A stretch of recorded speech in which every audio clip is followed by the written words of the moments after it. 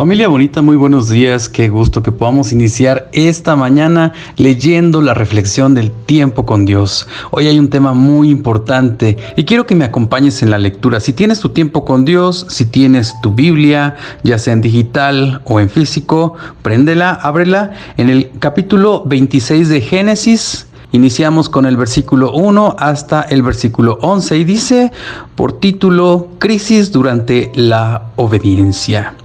Dice así: después hubo hambre en la tierra, además de la primer hambre que hubo en los días de Abraham, y se fue Isaac a Abimelec, rey de los filisteos, en Gerar. Y se le apareció Dios y le dijo: no desciendas a Egipto, habita en la tierra que yo te diré. Habita como forastero en esa tierra y estaré contigo y te bendeciré, porque a ti y a tu descendencia daré todas estas tierras y confirmaré el juramento que hice a Abraham tu padre. Multiplicaré tu descendencia como las estrellas del cielo y daré a tu descendencia todas estas tierras, y todas las naciones de la tierra serán benditas en tu simiente. Por cuanto oyó Abraham mi voz y guardó mis preceptos, mis mandamientos, mis estatutos y mis leyes.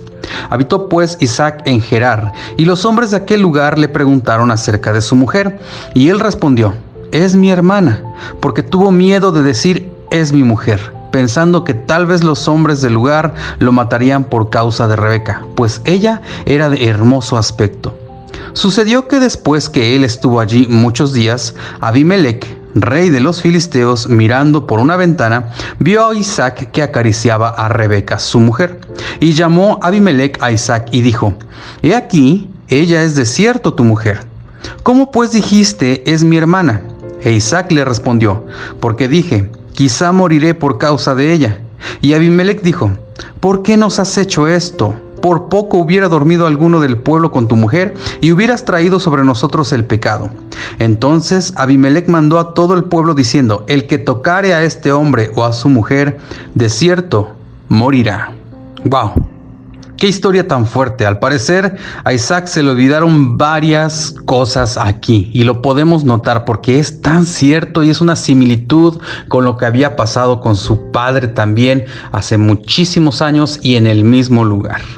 Primero, se le olvidó lo que sucedió con su padre Abraham, al cual 2 veces le pasó lo mismo y cayó en ese mismo error, puesto que al llegar a Gerar, en donde estaba reinando Abimelec, también sucedió la misma situación que había ocurrido con su padre. Él dijo que su esposa era su hermana. ¡Qué tremendo! Y esto, ¿sabes qué me indica?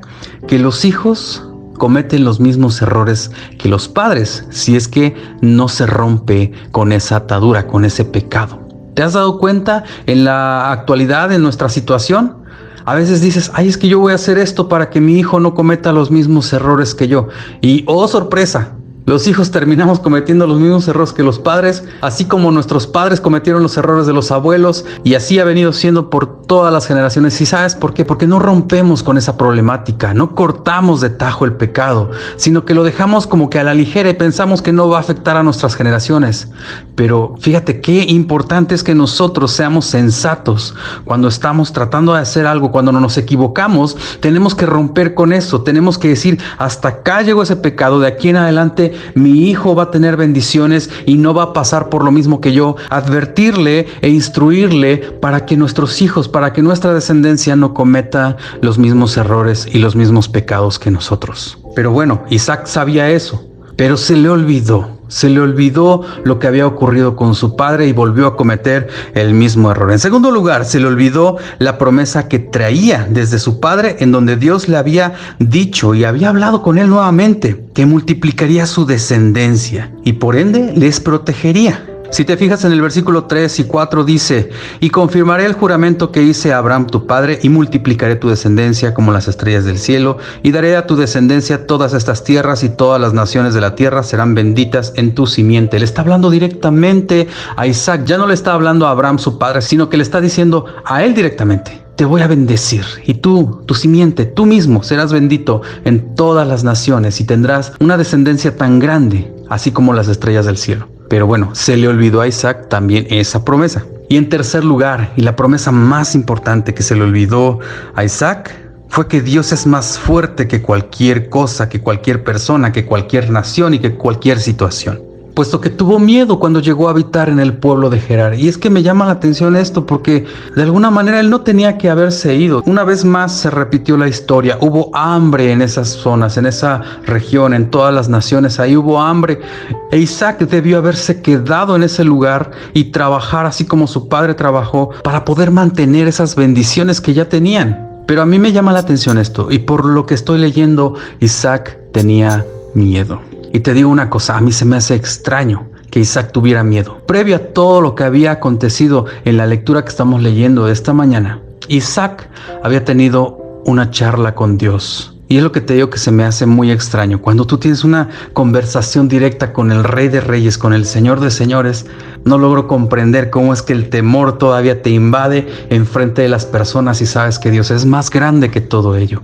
Pero bueno, aquí viene lo interesante. ¿Sabías que el temor a veces nos paraliza y nos hace crear escenarios en nuestra mente donde imaginamos historias paralelas cuyo objetivo solamente es el caos?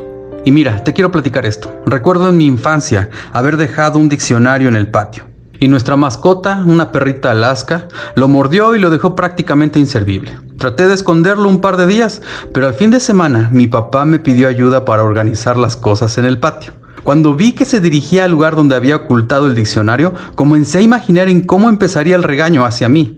Y cada que se sacaba cosas de ese lugar, en mi mente se hacía más fuerte la tensión, ya que al descubrirlo, sabría que me daría una fuerte reprimenda. Y también me castigaría. En mi mente yo ya estaba escuchando la fuerte voz de mi papá y de momento pensaba en cómo me iba a ver y lo que me iba a decir y cómo le iba a decir a mi mamá, y entonces entre ambos me podrían castigar y me podrían regañar y no sé. Yo imaginaba todas esas cosas. Sin embargo, cuando lo halló, todo mordido y deshojado el diccionario, solo atinó a decir: mira, estos perros son bien latosos y juguetones. Mira cómo lo dejaron. Respiré profundamente y mis pensamientos negativos se esfumaron. ¿A qué voy con esto? El miedo nos hace cometer más errores y nos pone en una situación donde es más fácil caer en la tentación.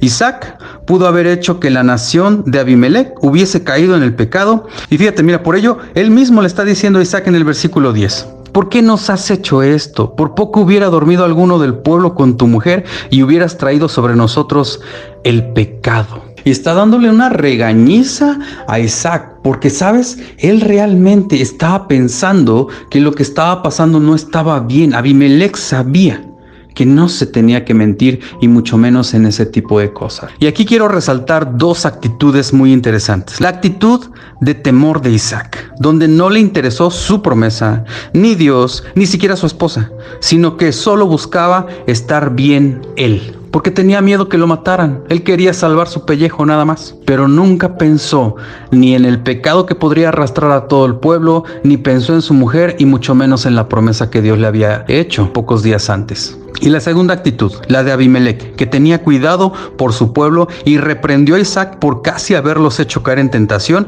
y con ello destruir al pueblo de Gerar.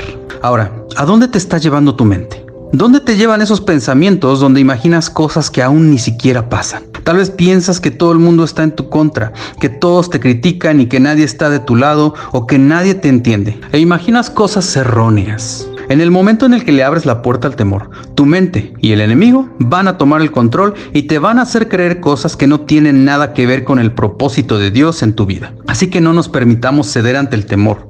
¿Qué caso tiene mentir en medio de la bendición? Quiero decirte algo, si ya tenemos una promesa y un Salvador, afiancémonos de Él y no nos permitamos caer en la tentación. Quiero concluir con esto. Aprendamos hoy a confiar en el Señor y nunca olvidemos su bendición y su promesa de que Él nos guardará para siempre. Muchas gracias por el tiempo que dedicas a escuchar y a leer conmigo la palabra de Dios. Espero que estas reflexiones sirvan mucho para tu vida, para tu corazón, para tu familia, para las personas con quien quieras compartirlos. De verdad que para mí es una bendición saber que estás escuchando la voz de Dios. Que tengas un excelente día. Que Dios te bendiga muchísimo. Te mando un abrazo a la distancia. Muchas gracias y mil bendiciones.